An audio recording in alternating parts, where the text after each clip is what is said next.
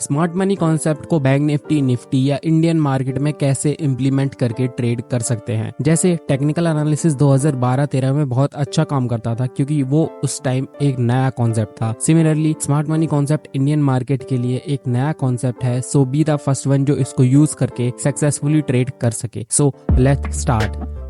Smart money concept में major 3 से 4 की कंपोनेंट होते हैं जो मैंने अपनी प्रीवियस वीडियो में बताए थे price action versus smart money concept में। That is market structure, order blocks and zones, liquidity concept and strategies. So इस वीडियो में हम मार्केट स्ट्रक्चर के बारे में जानेंगे। That is market dynamics, pullbacks, internal and external structure, advance break of structure and advance change of character. Market dynamics को समझना सबसे पहला क्रूशियल पार्ट होता है। ये सिंपल शोकेस करता है कि कंट्रोल में कौन है। जैसे if bulls are in control तो मार्केट अप ट्रेंड में रहता है, लो हाई, हायर लो बनाता हुआ चलता है। Similarly when bears are in control तब market high low, lower high बनाता हुआ नीचे जाता है। बट जब दोनों कंफ्यूज रहते हैं तब मार्केट कंसोलिडेशन में होता है एक रेंज में। अब ये तीनों चीजों से बनता है मार्केट डायनामिक्स जो साइक्लिक इन नेचर होता है। Up trend, then consolidation, then again down trend या up trend continuation. But live market में ट्रेंड को आइडेंटिफाई करना इतना ईजी नहीं होता। For example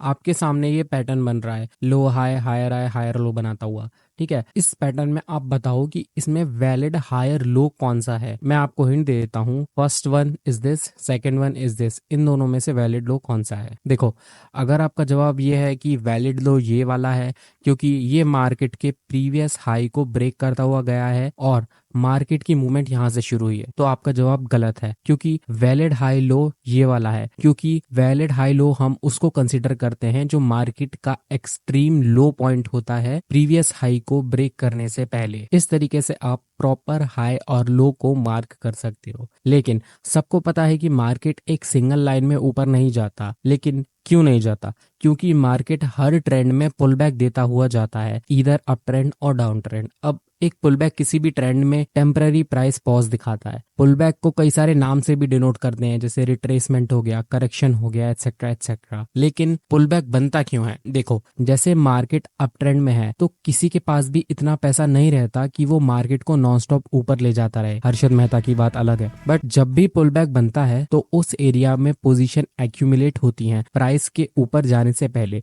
similarly in down trend जब बियर्स मोमेंटम लूज करते हैं तब पुलबैक बनता है। बट ये बात ध्यान रखने की होती है कि पुलबैक रिवर्सल नहीं होते, बस एक पॉज होता है प्रिवेलिंग ट्रेंड की कंटिन्यूएशन से पहले। बट कई लोग पुलबैक और रिवर्सल में डिफरेंशिएट ही नहीं कर पाते बिकॉज ये एकदम सेम दिखते हैं। इसके लिए हमें इंटरनल और एक्सटर्नल स्ट्रक्चर को समझना जरूरी होता है। अब एक्सटर्नल स्ट्रक्चर को ऐसे समझो कि ये बिग पिक्चर है मार्केट की, जिसके लिए आप हाई टाइम फ्रेम को यूज करते हो मार्केट का ओवरऑल ट्रेंड आइडेंटिफाई करने के लिए। और जब आप उसी चार्ट को लोअर टाइम फ्रेम पर देखते हो तो आपको ओवरऑल ट्रेंड के साथ डिटेल प्राइस एक्शन भी दिख जाता है, जिसकी हेल्प से हम पोटेंशियल एंट्री और एग्जिट डिसाइड कर लेते हैं। But main point is internal structure external structure को रेस्पेक्ट करना चाहिए। जैसे मार्केट एक्सटर्नल डाउन ट्रेंड में है तो अगर इंटरनल स्ट्रक्चर में बाई की ट्रेड मिले तो भी अलर्ट रहकर ट्रेड करना चाहिए, या अपोजिट साइड में अपनी क्वांटिटी हाफ भी कर सकते हो क्योंकि पैसा आसानी से ट्रेंड की डायरेक्शन में ही बनता है। एंड रीजन इज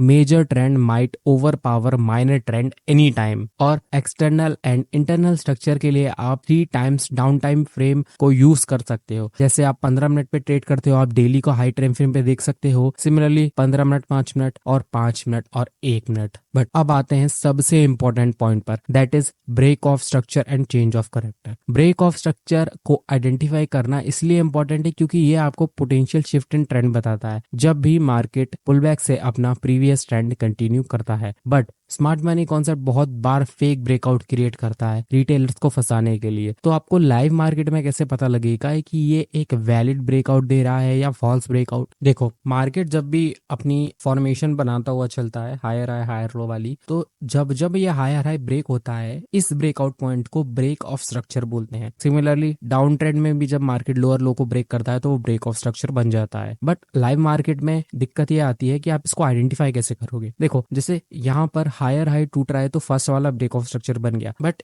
इस पॉइंट पर जब हायर हाई टूटा तो इसने विक क्लोज करी है। तो मार्केट में जब भी प्रीवियस हायर हाई ब्रेक होगा, अगर वो विक से ब्रेक हो रहा है तो वो valid break of structure consider नहीं किया जाएगा। इसके लिए हमें एक प्रॉपर क्लोजिंग चाहिए। जैसे इस कैंडल में यहाँ पर इसने प्रॉपर क्लोजिंग दे दी तो यहाँ हमारा ब्रेक ऑफ स्ट्रक्चर कंफर्म हो चुका है। डाउन ट्रेंड के एग्जांपल के लिए आप इसको देख सकते हो, मार्केट लोअर लो फॉर्मेशन बनाता हुआ नीचे जा रहा है, बट इस पॉइंट पर इसने ब्रेक तो कर दिया, बट इसने एक विक बना दी, तो ये हमारा वैलिड ब्रेक ऑफ स्ट्रक्चर नहीं हुआ। But in next few candles इसने ब्रेक कर दिया with the real body candle, यहाँ हमारा ब्रेक ऑफ स्ट्रक्चर कंफर्म हो चुका है। अब मार्केट कंटिन्यूएशन का तो पता लग गया, but what about trend reversal? यहीं आता है चेंज ऑफ करेक्टर। जब भी मार्केट ब्रेक ऑफ स्ट्रक्चर देता हुआ ऊपर जाता है मतलब वो अप ट्रेंड में है, बट जब मार्केट यू टर्न ले लेता है, मतलब जब मार्केट प्रीवियस हायर लो को क्रॉस कर देता है, उसको हम चेंज ऑफ करेक्टर कंसिडर करते हैं। बट यहाँ कई लोग ये भी गलती करते हैं कि ये वाला जो पॉइंट होता है इसको हायर लो कंसिडर करके इसी को चेंज ऑफ करेक्टर कंसिडर कर लेते हैं,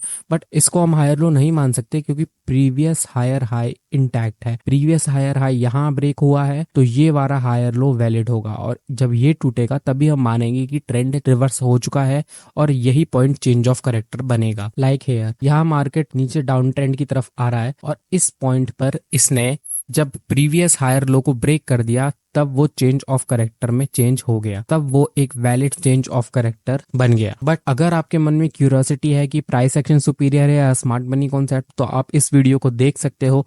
टिल देन लर्न।